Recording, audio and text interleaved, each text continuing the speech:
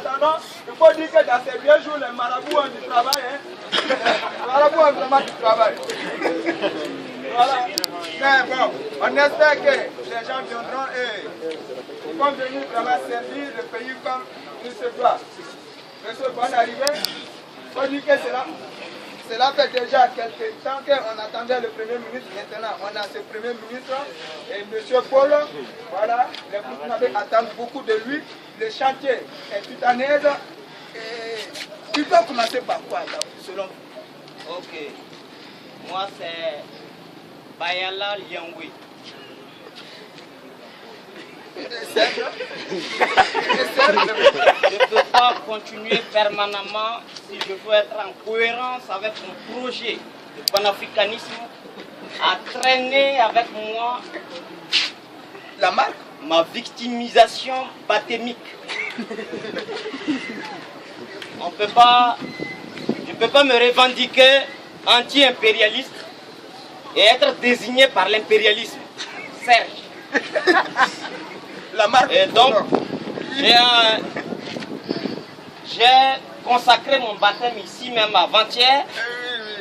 Le vendredi. Je l'ai répété pour ceux qui sont au niveau de la cité Kosodo.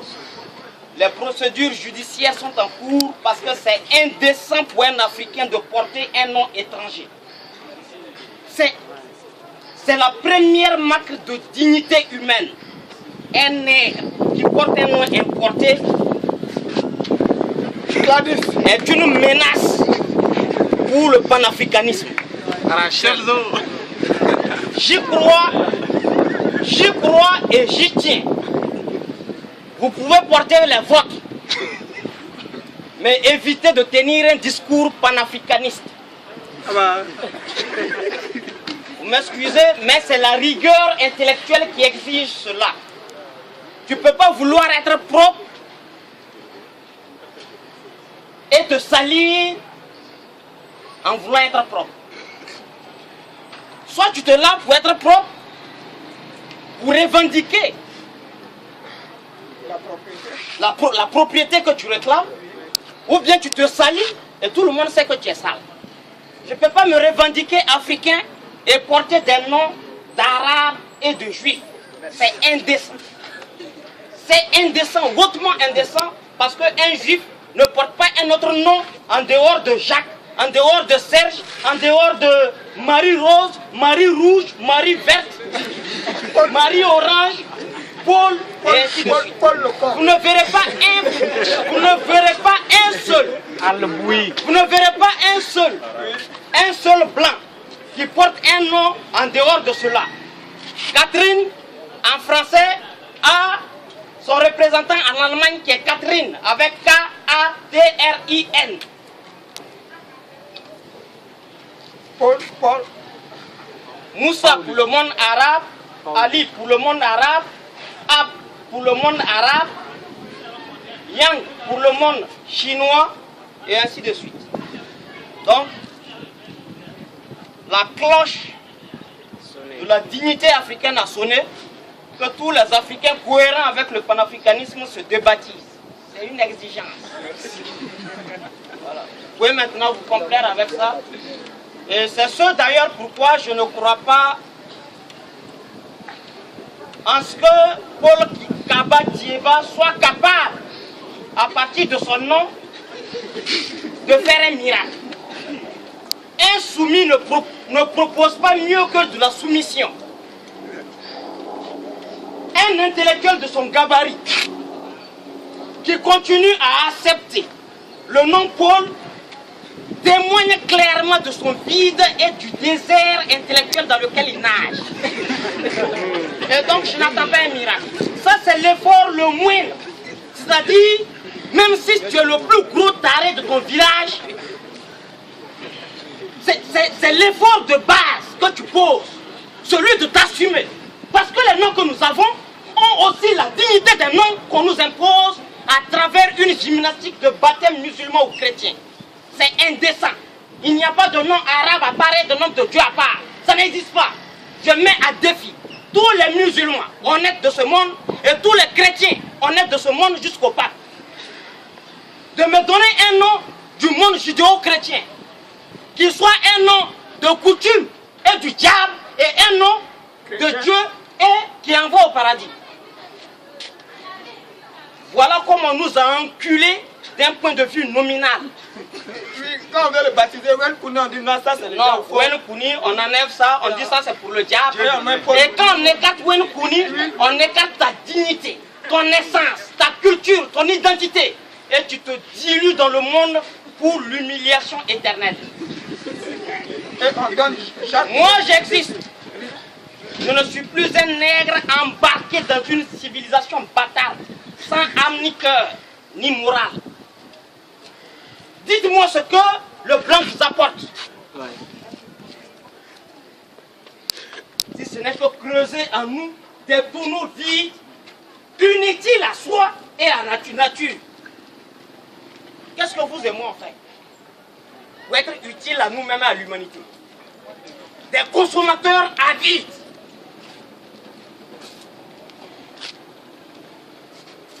Si Paul Kaba Kieba peut produire le miracle, en tant qu'économiste, et s'il est avissé, le minimum, je suis allé chercher sur Google Paul Kaba Kieba. Tout ce qu'on me présente, CV, docteur, il a travaillé à l'UMOA, il a travaillé ici, il a travaillé cela. Paul Kaba Kieba n'a pas conscience de ce que c'est que l'enjeu de l'aliénation économique, pour ne serait-ce que, fort de son grade d'économiste bardé, produire un article sur l'enjeu de notre aliénation économique pour dire qu'un pays qui veut se développer doit avoir la possession de son économie. C'est-à-dire sa monnaie. Si son parcours d'économiste dans toutes ces institutions n'ont pas permis à Paul Kaba Kieba de sortir des ténèbres de son intelligence congénitale héritée et octroyée par l'école dans laquelle nous sommes en train d'être formés. C'est ce pourquoi nous ne serons rien si nous ne renonçons pas. Moi, en tout cas, j'ai conscience que je ne suis rien jusqu'à aujourd'hui. C'est à cause de ça que je suis rentré dans une autre école. Et c'est ce qui me permet de parler comme ça.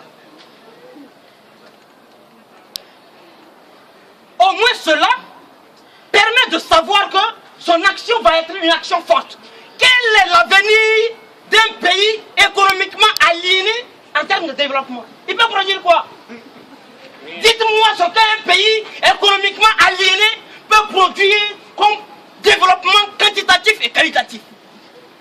Si ce n'est que des ordures avec des titres ronflants, PR, DR, des déchets humains, avec des certificats de soumission qu'on appelle BAC, BPC, CP, DSS, Master, CAP et professeur. Un professeur qui est moins utile qu'un paysan. Un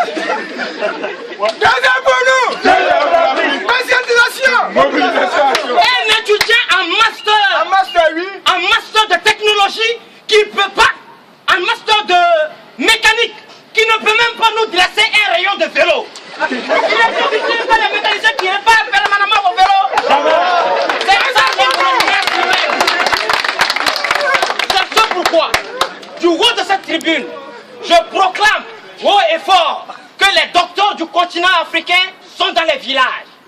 Les universités sont vides. Le monde intellectuel, c'est une usurpation. Une usurpation de par le titre pour s'accaparer un certain nombre d'avantages et d'opportunités. Vous avez déjà entendu un paysan dire augmentation de salaire? Non. Mais un paysan produit et il impose le prix de ce qu'il a produit.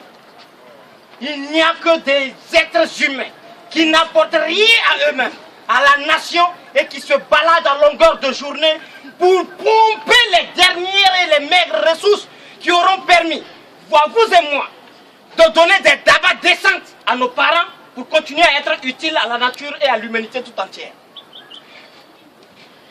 On ne pouvait ne serait-ce que renvoyer cela, pas pour donner des charrues à tous les paysans, mais pour leur donner au moins des dabas qui puissent racler suffisamment le sol pour nous produire les épis de mil tant attendus. pour mettre fin maïs, à l'arme la plus fatale, la faim. la faim. Et Combien on retrouve avec nous ici